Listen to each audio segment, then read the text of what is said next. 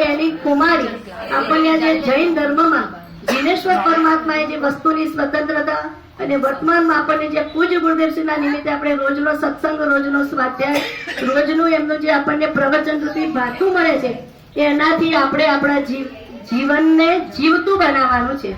શું કરવાનું છે? આપણા જીવન આજે પણ આવી ગયું સવારે સ્વાધ્યાય કે આપણું જીવન કેવું છે? મરી ગયેલા જેવું છે, મરદા જેવું છે. અને ચાલી શકીના છે અષ્ટપાવનમાં. જ્યાં સુધી સમ્યક દર્શન નથી થયું ત્યાં સુધી આપણે મરદા જેવા છીએ. કેમ મરદા જેવા છીએ? કે આપણે ચૈતન્યની ચેતનાને જાગૃત નથી કરી. તો આ ચૈતન્યની ચેતનાને જાગૃત કરવા માટે મનુષ્યપણું એ ઉત્તમ અવસર છે. એક વાત એ. પછી બીજી વાત, આ જીવને સંસ્કારની બાજુ આ છે સંસ્કાર. જે આપણે મનુષ્ય જન્મમાં અથવા જૈન કુળમાં કોઈ પણ બાળકનો જન્મ થાય તો આપણે 45 દિવસ પછી પ્રસૂતા સ્ત્રીને એટલે સ્ત્રીને અને બાળકને જીનેન્દ્ર ભગવાનના મંદિરમાં દર્શન કરાવવા માટે લઈ જઈએ છીએ અને એના કાનમાં નમોકાર મંત્ર સંભળાવીએ છીએ.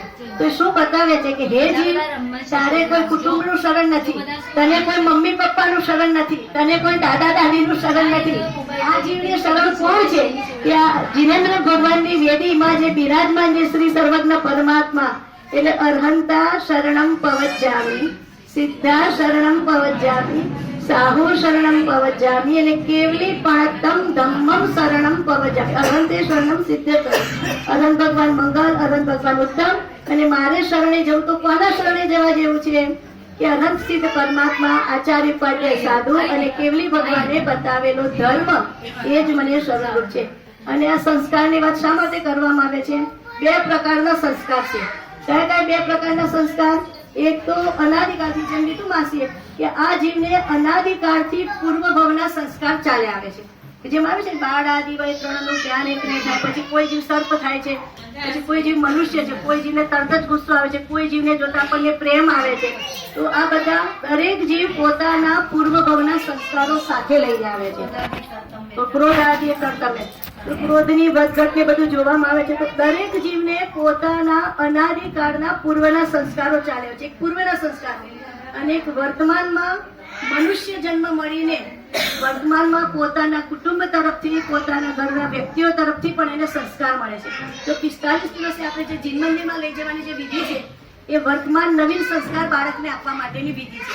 કે એ બાળકને આપણે એ સંસ્કાર આપીએ છીએ. તો આપણે પણ એ સંસ્કાર લઈએ છીએ કે મારે શરણે જવું તો કોના શરણે જવા જેવું છે? જગતમાં ને તો બાદમાં શું છે? બચપણમાં મા બાપ શરણ, યુવાનીમાં પતિ શરણ કે પત્ની શરણ, અરસપરસ છે ને. અને વૃદ્ધાવસ્થામાં જે બાળકોને મોટા કરે છે એ બાળકો આપણું શરણ થાય. તો એવી પરાધીન વૃત્તિ કરવા જેવી નથી, એવી પરાધીન વૃત્તિ શીખવા જેવી નથી. આ એક સ્વાધીન થવાનો માર્ગ આ જૈન ધર્મ જ છે. અને જૈન ધર્મમાં સ્વાધીન થવાનો માર્ગ એટલે એ સંસ્કાર, એ વર્તમાન સંસ્કાર, એક પૂર્વભવના સંસ્કાર અને વર્તમાન સંસ્કાર. અને પ્રવચનમાં એક સંસ્કાર નહીં ને અસંસ્કાર નહીં કહેવામાં આવે છે કે સંસ્કારથી જીવને સંસ્કારિત કરી શકાય છે. તો આ જીવને સંસ્કારિત કેવી રીતે કરવું? કે પોતે જે અનાદિકાળના મિથ્યાત્વ સંસ્કાર લીધા છે કે આ હું, આ મારું, હું એનો, એનાથી મને સુખ દુઃખ અને હું બીજાને સુખી દુઃખી કરી શકું. તો આ મિથ્યાત્વના સંસ્કારને તોડવા માટે એક જીનવાણી માં જે આપણા માટે શરણરૂપ છે, તો એનું આપણને સર્વેને શરણ મળે એ જ આપણે ભાવના ભાગીએ છીએ. શ્રીમદજી બીજું વાક્ય લીધું છે કે ભોગોમાં પણ જેને યોગની યાદ આવે, આપણે ઘણી વખતે લઈએ છીએ, ભોગમાં પણ જેને યોગ યાદ આવે એ હળુ કર્મીનું લક્ષણ છે. આ તો ભોગનો પ્રસંગ છે.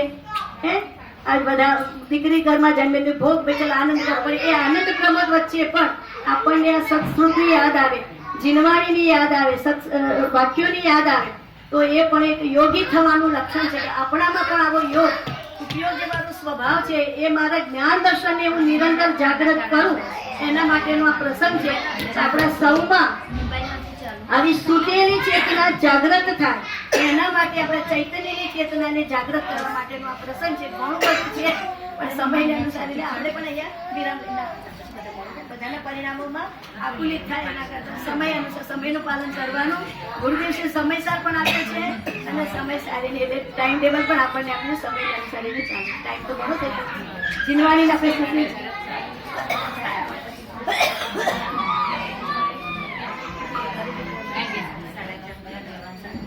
મમ્મીને બોલાવો. જીનવાણીની સ્તુતિ લઈ કોઈને કઈ એના 4:30 ખુશી આવે તો 4:30 તમારે લેવી બાને આપો તમારે લેવી જીનવાણી લઈને પછી